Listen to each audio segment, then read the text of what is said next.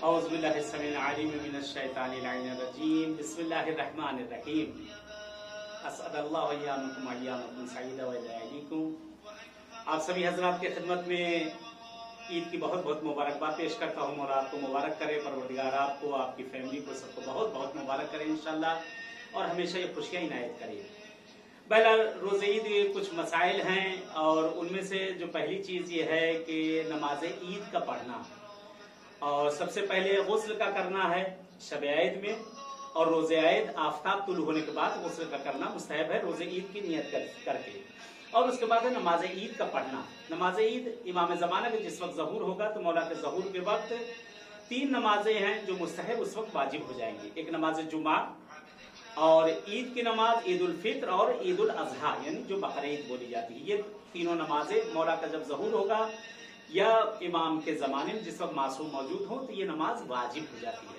अब ये नमाज मुस्तहब है। इसके लिए बहरहाल नमाज के लिए है कि ये नमाज जमात से पढ़ी जाए, मुस्तहब है, ताकीद की गई, इसका सवाब निहायत ज्यादा है। इसका सवाब कि नमाज जो है ये नमाज ईद जो है ये जमात से पढ़ी जाए। और जिस वक्त नमाज पढ़ने के लिए आप घर से निकल रहे हैं, पहले गुस्ल किया जाएगा, गुस्ल के बाद कोई चीज अफ्तार कर ली जाएगा, और उसके बाद इंशाअल्लाह आप नमाज के लिए रवाना हो जाएंगे जमात से, अगर आपको पढ़ना है।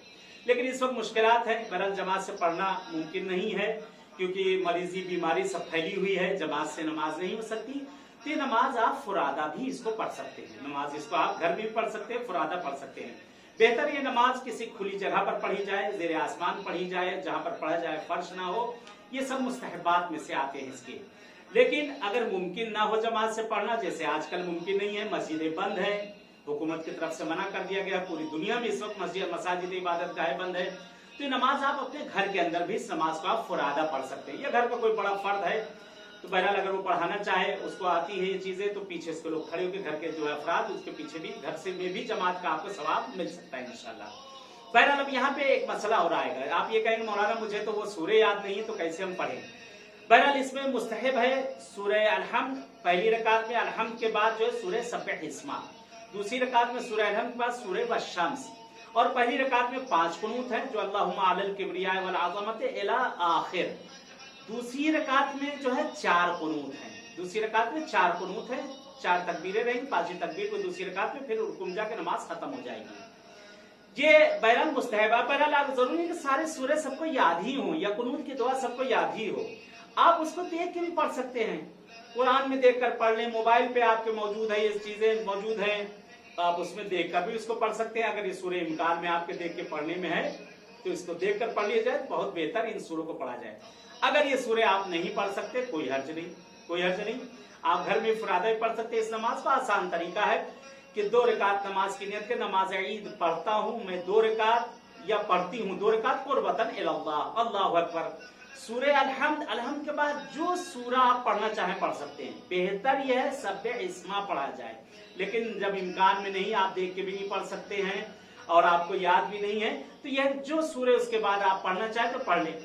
दुआएं जो मखसूस है ईद के दिन की पढ़ने की, अगर वो दुआ आपको याद है चे बेहतर, अगर याद नहीं तो देख के पढ़े। अगर देख के भी नहीं पढ़ सकते तो जो भी दुआ कुनूत की आप पढ़ना चाहें वो आप कुनूत की दुआ पढ़ सकते हैं, कोई हर्ज नहीं। इसी तरह से दूसरी रकात में सूरह अलहम्द के बाद सूरह वश्शम्स है, सूरह वश्शम्स के बाद फिर उसके बाद वो कुनूत की दुआ है। तो अगर आपको सूरह शम्स अगर याद है तो ठीक, अगर याद नहीं कोई बात नहीं। उसके बाद सूरह कुल हुवल्लाह पढ़ लें, और पढ़ के कुनूत में जो भी दुआ आपको याद है, दुआ इमाम ज़माना पढ़ लें, और भी दुआएं जो है आप पढ़ना चाहे उसमें पढ़ सकते हैं, कोई हर्ज नहीं। ये नमाज वाजिब नहीं है।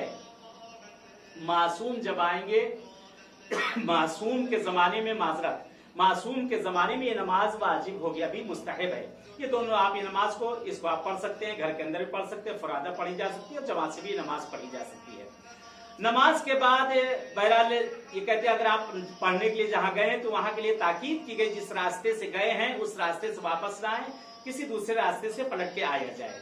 और नमाज बहरहाल नमाज पढ़ने से पहले आप नमाज जाने से पहले फितरा निकालना वाजिब है हर रोजेदार के लिए, और फितरे की नियत करके उसको निकाला जाएगा। फितरा निकाल के जो उस मुस्तहिक है उसको दिया जाएगा। गैर सैयद का फितरा सैयद को नहीं दिया जा सकता, सैयद का फितरा हर किसी को दिया जा सकता है।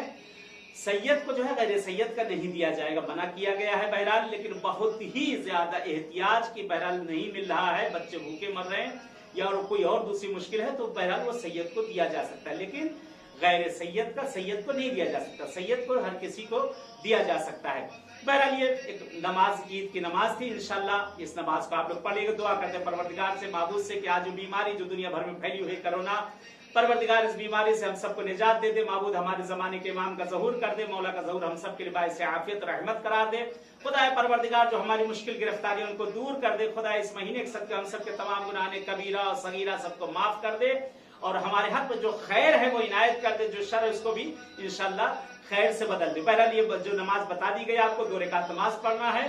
पहली रकात में 5 कुनूत, दूसरी रकात में 4 कुनूत है। अगर वो सूरे आपको याद है तो ठीक, सूरे अलहम्द के बाद, और अगर याद नहीं कोई भी सूरे और कुनूत की दुआ अगर आप वो पढ़ना चाहते हैं, याद है तो ठीक, याद नहीं तो कोई भी इंशाल्लाह पढ़ी जाए। चलिए दुआ करते हैं इंशाल्लाह, जैसे अभी आप सबसे मुलाकात हुई है वैसे इंशाल्लाह फिर कभी आपसे मुलाकात होगी। दुआ में अपनी याद रखिएगा। मैं भी इंशाल्लाह आप लोग के लिए दुआ गो हूँ। वस्सलाम अलैकुम व रहमतुल्लाहि व बरकातुहू।